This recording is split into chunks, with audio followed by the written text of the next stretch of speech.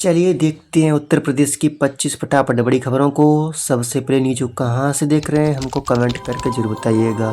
साथ ही साथ हमारे यूट्यूब चैनल को सब्सक्राइब करिए एंड बेल आइकन को ऑल प्रेस करना बिल्कुल ना भूलें।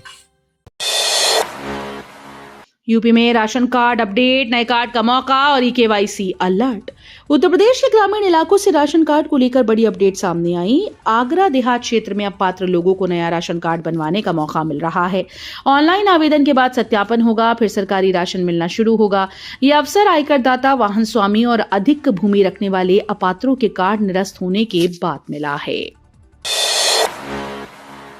गोरखपुर को बड़ी सौगात, खुलेगा यूपी वानिकी और औद्यानिकी विश्वविद्यालय। उत्तर प्रदेश के गोरखपुर जिले को बड़ी शैक्षणिक और पर्यावरणीय सौगात मिलने जा रही है। गोरखपुर में उत्तर प्रदेश वानिकी और औद्यानिकी विश्वविद्यालय की स्थापना को कैबिनेट की मंजूरी मिल गई। मुख्यमंत्री योगी आदित्यनाथ की घोषणा के बाद अब यह विश्वविद्यालय 50 हेक्टेयर क्षेत्र में कैपियरगंज के भारी वैसी में बनाया जाएगा। विश्वविद्यालय वन वन्य जीव संरक्षण और औद्यानिकी में उन्नत खेती को बढ़ावा देगा। लखीमपुर को बड़ी राहत, 24.35 करोड़ की लागत से बनेगा नया पुल। उत्तर प्रदेश के लखीमपुर जिले के लोगों के लिए बड़ी खुशखबरी है। ग्राम पंचायत मकनपुर के बेलहिया फॉर्म के पास 24 करोड़ 35 लाख रुपए की लागत से नए पुल का निर्माण किया जाएगा। इस पुल के बनने से बाढ़ के मौसम में आसपास के कई गांवों के हजारों लोगों को बड़ी राहत मिलेगी। पुल निर्माण के लिए 12 करोड़ 17 लाख रुपए की धनराशि स्वीकृत हो चुकी है। यूपी में बढ़ेंगे एफआरयू प्रसव केंद्र, प्रशिक्षित डॉक्टर्स की होगी तैनाती। उत्तर प्रदेश में मातृ शिशु स्वास्थ्य सेवाओं को मजबूत करने की दिशा में बड़ा कदम उठाया गया। प्रदेश में प्रथम संदर्भन इकाई यानी एफआरयू के रूप में उच्चीकृत सभी प्रसव केंद्रों को जल्द क्रियाशील किया जाएगा। वर्तमान में चिन्हित 427 केंद्रों में से 376 पहले से संचालित हैं, जबकि शेष को सक्रिय करने की तैयारी है। इसके लिए पीएमएचएस के एमबीबीएस डॉक्टर्स को इमाक एलएसएसएएस के तहत 6 माह का विशेष प्रशिक्षण दिया जाएगा।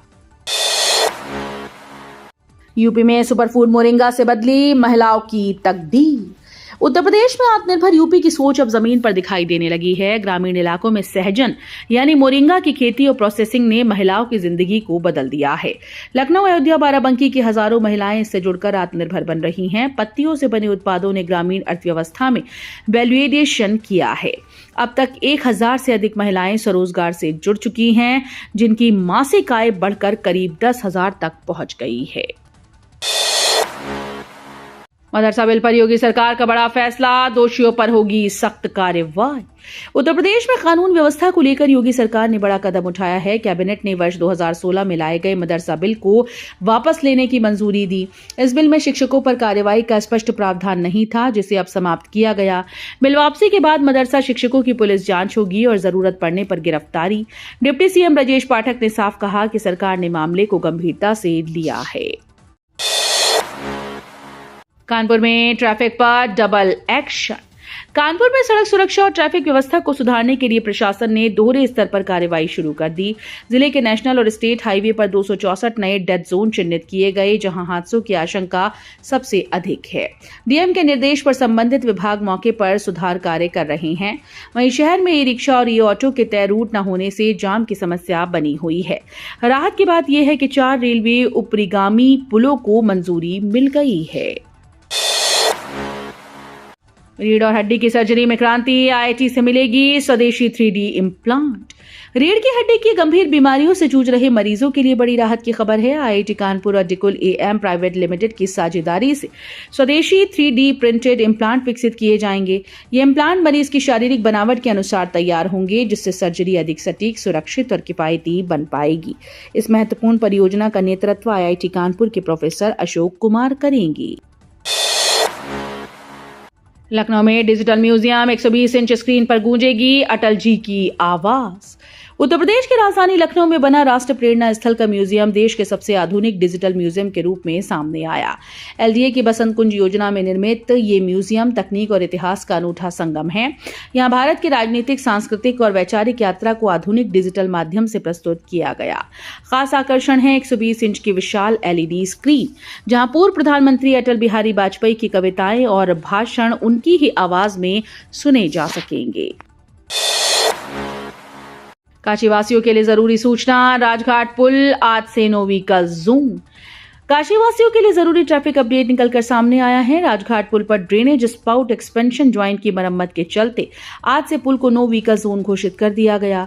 इस दौरान पुल से केवल पैदल यात्रियों को ही आने जाने की अनुमति होगी। सभी 2 पहिया, 3 पहिया और 4 पहिया वाहनों को रामनगर सामने घाट पुल से निकाला जाएगा। यूपी में पदोन्नति का इंतजार, बिना प्रमोशन रिटायर हुई दर्जनों शिक्षिकाएं। उत्तर प्रदेश के राजकीय प्राथमिक विद्यालयों में कार्यरत शिक्षिकाओं के लिए पदोन्नति अब सपना बनकर रह गई है। बीते 2.5 साल से फाइल शिक्षा निदेशालय में अटकी है। मंडल और जिलों से गोपनीय आख्या न मिलने के कारण दर्जनों शिक्षिकाएं बिना पदोन्नति के ही सेवानिवृत्त हो चुकी हैं। अपर शिक्षा निदेशक अजय कुमार द्विवेदी ने 6वीं बार पत्र लिखकर 25 दिसंबर तक गोपनीय आख्या मांगी है।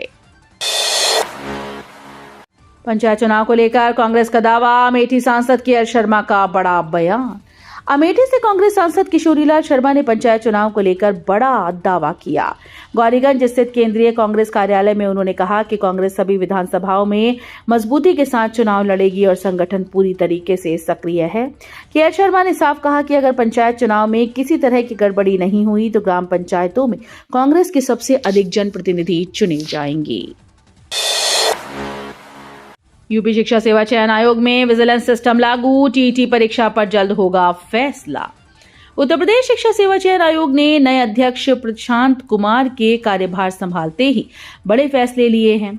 आयोग में पारदर्शिता और परीक्षा की शुचिता के लिए आंतरिक विजिलेंस सिस्टम लागू किया जाएगा और विजिलेंस अधिकारी की नियुक्ति होगी। लंबे समय से लंबित टीजीटी, पीजीटी और टीईटी परीक्षा को लेकर परीक्षा कैलेंडर जारी करने की तैयारी है। टीईटी परीक्षा 29-30 जनवरी 2026 को प्रस्तावित है, जिस पर जल्दी ही निर्णय होगा। गोरखपुर में सांस्कृतिक रोशनी, खिचड़ी मेले में दिखेगी खास लाइटिंग। उत्तर प्रदेश के गोरखपुर शहर में इस बार खिचड़ी मेला और भी भव्य नजर आएगा। नगर निगम गोरखनाथ मंदिर परिसर और मेला क्षेत्र में विशेष लाइटिंग की तैयारी कर रहा है, जिससे शहर की धार्मिक और सांस्कृतिक पहचान झलकेगी। डिवाइडर्स पर त्रिशूल और डमरू डिजाइन की आकर्षक लाइट लगाई जाएंगी। अपर नगर आयुक्त अतुल कुमार ने बताया कि श्रद्धालुओं के स्वागत के लिए 2 भव्य प्रवेश द्वार बनाए जाएंगे। कानपुर में एहसास सर्कल रेट में राहत, 20 फीट गलियों के फ्लैट होंगे सस्ते। कानपुर के प्रॉपर्टी बाजार के लिए नए साल से राहत भरी खबर है। शहर में सर्कल रेट में संशोधन किया गया, जिसके तहत 20 फीट चौड़ी गलियों में स्थित फ्लैट पर छूट मिलेगी। प्रस्ताव के अनुसार ऐसे फ्लैट पर सर्कल रेट में करीब 15% तक की कमी की जाएगी। इससे घर खरीदने वालों को सीधा फायदा होगा और रियल एस्टेट बाजार में हलचल बढ़ेगी।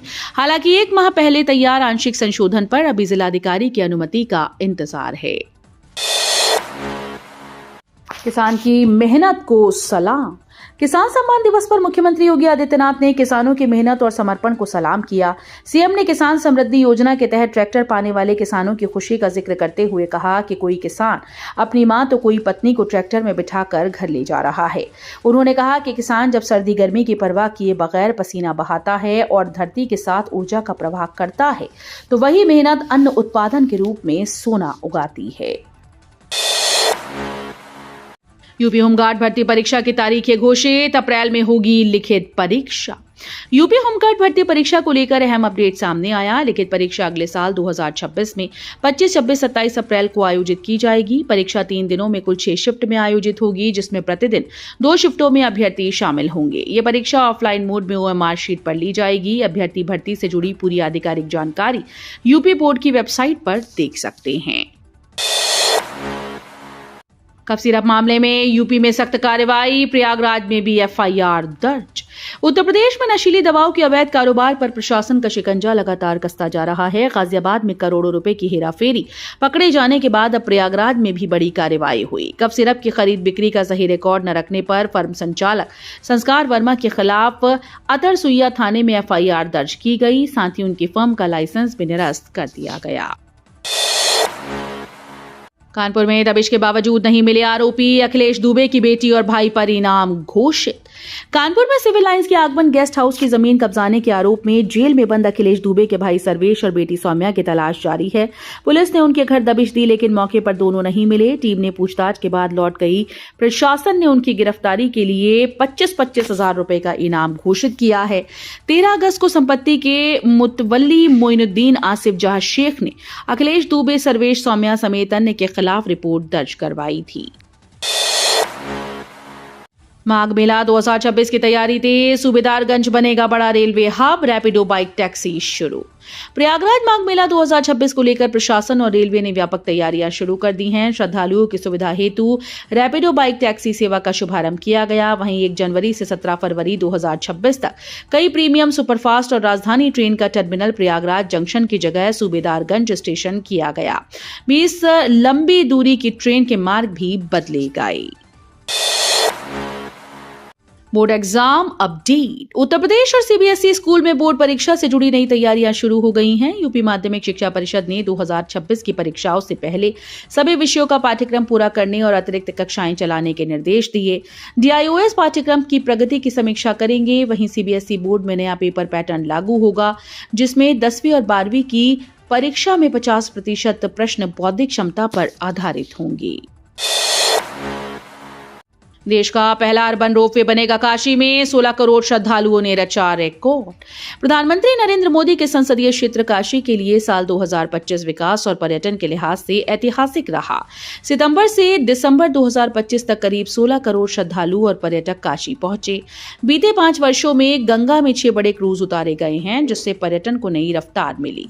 अब काशी को देश का पहला अर्बन रोपवे मिलने जा रहा है, जबकि गंजारी में इंटरनेशनल क्रिकेट स्टेडियम भी 2026 तक बनकर तैयार होगा। यूपी में अगले 24 घंटों में मौसम का तांडव, कोहरे और तापमान में गिरावट का अलर्ट। उत्तर प्रदेश में मौसम ने ठंड का तांडव शुरू कर दिया। मौसम विभाग के अनुसार इटावा पिछले 24 घंटे में सबसे ठंडा जिला रहा, जहां न्यूनतम तापमान 6.5 डिग्री दर्ज किया गया। सीएसए कानपुर के मौसम वैज्ञानिक डॉक्टर एसएन सुनील पांडे ने बताया कि अगले 24 से 48 घंटे तक रात और सुबह घना कोहरा रहेगा। पहाड़ी क्षेत्रों से आने वाली हवाओं के असर से तापमान में और गिरावट होने की संभावना है। सादाबाद में एक कचरा प्रबंधन केंद्र की सफाई, उपलों को हटाकर प्रशासन ने जताई सख्ती। सादाबाद के ग्राम पंचायत भुर्रका के गढ़ी राधे गांव में कचरा प्रबंधन केंद्र पर प्रशासन ने सख्त कार्रवाई की। 19 दिसंबर को प्रकाशित खबर के बाद केंद्र का ताला खुलवाया गया और उसके बाहर पाथे गए उपलों को हटाकर पूरी साफ सफाई कराई गई। उपले डालने वालों को भी कड़ी चेतावनी दी गई। स्वच्छ भारत मिशन के तहत लाखों रुपए की लागत से बनाए गए ये ठोस कचरा प्रबंधन केंद्र कई गांव में शोपीस बनकर रह गए थे।